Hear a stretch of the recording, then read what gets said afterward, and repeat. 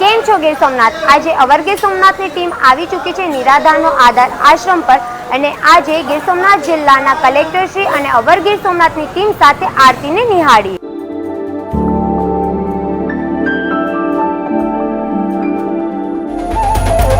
करता दुख हरता वार्ता विघ्नाची दुर्वी पूर्वी प्रेम कृपा जयाची सर्वांगी सुंदर उदिशेंदुराची कंठी झळके माळ मुक्ता फळाची जय देव जय देव जय देव जय देव जय मंगल मूर्ती हो श्री मंगल मूर्ती दर्शन मात्रे मन कामना पूर्ती जय देव हो गजानन. સર, તમે અહીંયા નિરાધારનો આશ્રમ માનવ સેવામાં મુલાકાત લીધી તો તમારો અનુભવ કેવો રહ્યો? હું વરદના ભાગરૂપે અનેક જિલ્લાઓમાં હું ફરેલો છું અને અનેક આવા ગણપતિ ઉત્સવમાં પણ ગયેલો છું, પણ આ મને પહેલો મારો અનુભવ છે કે જેનો કોઈ આધાર નથી, નિરાધાર છે એવા જે જન્મે જેને માનસિક તકલીફો હોય અને જે અત્યારે યુગ ડિપ્રેશન છે એના કારણે કોઈ તકલીફ થઈ હોય. એક તો બહુ સરસ એક નામ આપ્યું છે પ્રભુજી, એટલે પ્રભુ સેવા આપણે કરી છીએ એથી પણ અનેક ગણી સાચી સેવા આ મિત્રો દ્વારા કરવામાં આવે છે એ જાણીને અમને ખૂબ જ એક અંદરથી એક ખૂબ આનંદ થયો અને મેં તો આજ સવારે જ જાણ્યું કે આવો એક આશ્રમ છે ને આ લોકોએ ગણપતિની સ્થાપના કરી છે. મને મિત્રો મળ્યા ત્યારે કીધું કે આજ ચોક્કસ હું આરતીમાં આવીશ. એક અનેરો આનંદ આજે મને હું અનુભવું છું. અને સર, તમે અમારી અવર ગીર સોમનાથ ટીમને શું કહેવા માગો છો? એક સારી પ્રવૃત્તિઓ જે કાંઈ પણ આ થાય છે એનો સારો પ્રચાર થવો જોઈએ જેથી લોકોને ખબર પડે અને લોકો આમાં જોડાય અને આ જેટલો આ પ્રચાર કરશો ને જોશે લોકો જોશે તો 100% ચાલશે. અને મેં જોયું કે આમનો રોજનો અંદાજિત 21,000 રૂપિયાનો ખર્ચો હોય છે, એટલે આપણે જોઈએ તો નાખીને 6-6 લાખ રૂપિયા આ સંસ્થાને માસિક જોઈએ મિનિમમ. તો લોકોને પણ અપીલ છે કે આ બહુ દાન કરવા માટેની એક ઉત્તમ જગ્યા છે અને અમારા સરકારમાં પણ કે અમારા પણ જે સોર્સિસ હોય એનો પણ અમે પૂરેપૂરો જે પણ તમે કહેશો અમે પૂરો સહયોગ આપશું. Okay, thank you sir.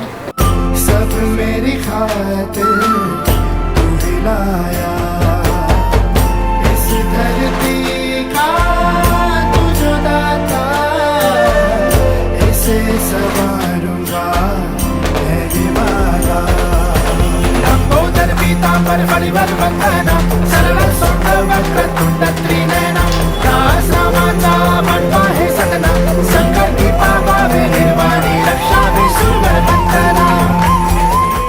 કેમ છો? બસ એકદમ મજામાં.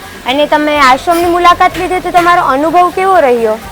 અનુભવ આમ તો કદાચ શબ્દોમાં વર્ણવી શકાય એવો નથી, કારણ કે અત્યારે અહીંયા 90 જેટલા પ્રભુજીઓ અત્યારે અહીંયા આશ્રય લઈ રહ્યા છે. ખાસ કરીને ચોમાસાનો સમય છે, કદાચ જો આશ્રમ ના હોય તો આ બધા જ પ્રભુજીઓ છે એના માટે કોઈ આશરો નથી, એના માટે કોઈ જમવાની વ્યવસ્થા નથી. અત્યારે આ ખૂબ સરસ જગ્યામાં આ આશ્રમ અત્યારે ફૂલે ફાલે આગળ વધી રહ્યો છે અને ખૂબ નાનકડા પ્રયાસથી શરૂ થયેલો આ આશ્રમ અત્યારે 75 પ્રભુજીઓને એના ઘર સુધી મિલન કરાવી ચૂક્યો છે. અને આજે ગણપતિ સ્થાપના થતાં આજે અહીંયા આરતી કરવાનું એક સૌભાગ્ય મળ્યું એ ખરેખર અમારી જાતને અમે ધન્ય ગણીએ છીએ.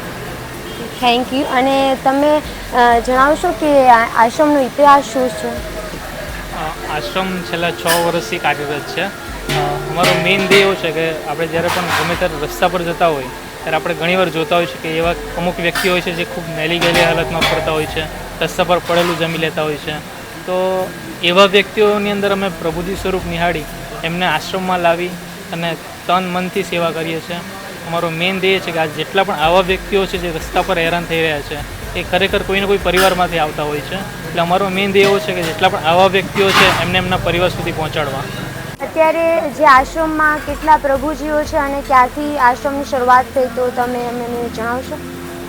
અમે આશ્રમની શરૂઆત 2017માં પાયો નખાયો હતો અને બાંધકામ અમારે કરતાં પાપા પગલી કરતાં આશ્રમ છે ને લોકોના સપોર્ટથી જ ઊભો થયો છે અને નાના મોટા ડોનેશનથી જ અમે શરૂઆત કરી હતી. એટલે ઓલમોસ્ટ 1 વર્ષ જેવું અમને બાંધકામ કરતાં થઈ ગયું. ત્યાં પછી આશ્રમનું અમે ઓપનિંગ 2019માં કર્યું. ત્યાં પીકે લહેરી સાહેબ અને ચાવડા સાહેબ સોમનાથ ટ્રસ્ટમાંથી હાજર હતા, અમારા સાથે હતા. ત્યાં પછી સોમનાથ ટ્રસ્ટનો પણ અમને બહુ ઘણો સારો સપોર્ટ રહ્યો 1 વર્ષ સુધી, કે 1 વર્ષ સુધીનું રાશન પાણી કે જ્યાં સુધી સંસ્થા પગભર ન થાય ત્યાં સુધી 1 વર્ષનું રાશન પાણી તમામ સોમનાથ ટ્રસ્ટ આપશે એવી રીતે કરીને અમે શરૂઆત કરી હતી. શરૂઆતમાં આશ્રમમાં 2 રૂમ હતા ત્યારે 20 પ્રભુજીની સંખ્યા હતી. આજની તારીખમાં આશ્રમમાં 75થી 80 પ્રભુજી જે પોતાના ઘર સુધી પહોંચી ગયા છે અને 95 પ્રભુજી અત્યારે આશ્રય લઈ રહ્યા છે આશ્રમમાં.